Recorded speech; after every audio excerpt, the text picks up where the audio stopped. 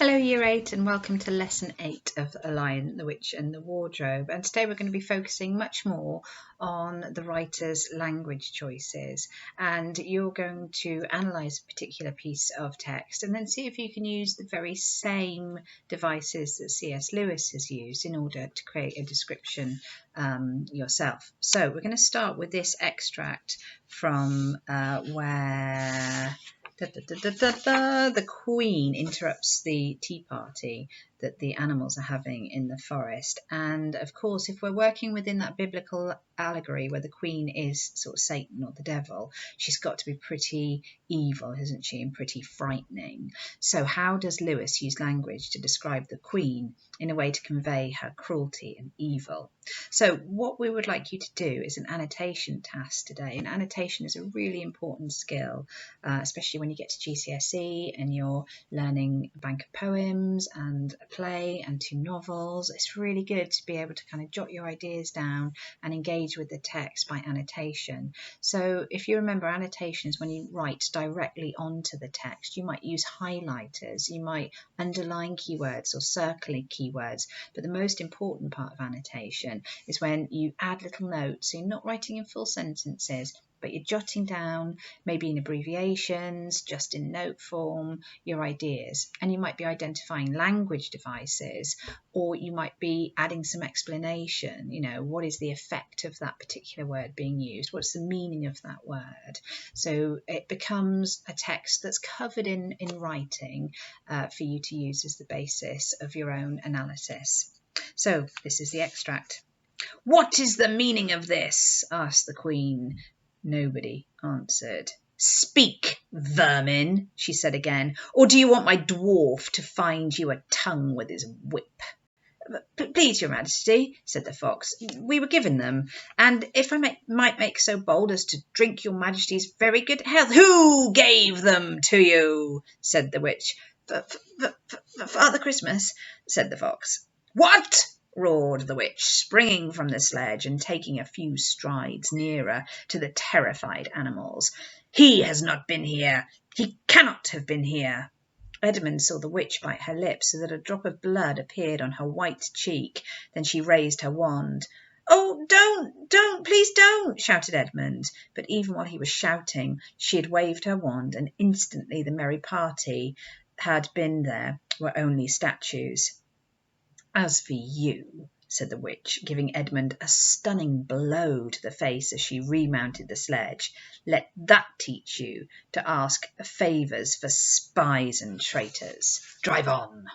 Very dramatic. Ooh, she's a nasty pasty, as they say in Cornwall. Right, you've got a box there with a range of language devices, and that's just a starting point. You know, you might see other things in the text, but definitely within that text are really good short sentences for effect, very blunt, very to the point. Exclamations. Look at the nouns that are used. Nouns name people, places, objects. So are there any things in the text that help to emphasise her cruelty and evil? Rhetorical questions, you know, she uses questions in a very powerful way. Verbs, emotive language, language that either names emotions or gives you a very strong emotional reaction to something. Visual imagery, where language helps you actually see something in great detail. We've got adverbs that describe the verbs. We've got adjectives, and we've got imperative verbs. Now, remember, imperative verbs are orders. You know, sit down, shut up, do the hoovering, do your homework. They're all imperative verbs. So if you go to your worksheet now, you can see a reproduction of that extract of the text. And it might be easier to do this by hand if you're able to print it out. If not, you can see that I've started adding a speech bubble, and I've highlighted something. So I'm picking out key parts of the text. I think I picked out "nobody answered." And I've used the little speech bubble there to show that that is a very short sentence. But most importantly, I've used my speech bubble to try and explain the effect that that's having, okay? Because what it's doing is it's showing how her presence silences everybody and nobody dares speak when she's around. You know, nobody answered. Everybody's terrified.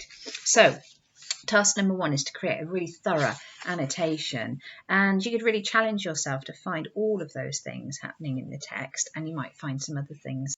Okay, it's time for another 2 chapters, so chapter 10 and chapter 11, and as always you've got the electronic link to the online version of the text and the audiobooks with the timings, but remember to read it side by side, so you must be reading the text as well as using the audiobook to help you. So enjoy those 2 chapters.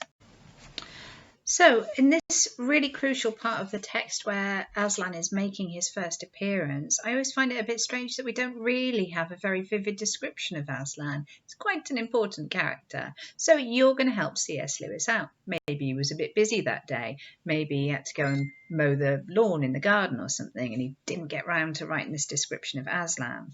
So your task is to think back to the language that was used by C.S. Lewis to create this powerful image of the Queen. Can you use the same style, the same language devices in order to create a wonderful description of Aslan? But remember that this is allegorical. So whereas language was used to emphasize the Queen's evil, she is the devil, Aslan is Jesus. So he needs to be powerful, he needs to be a little bit awe-inspiring, a little bit frightening as well, but he needs to be wholly good, doesn't he?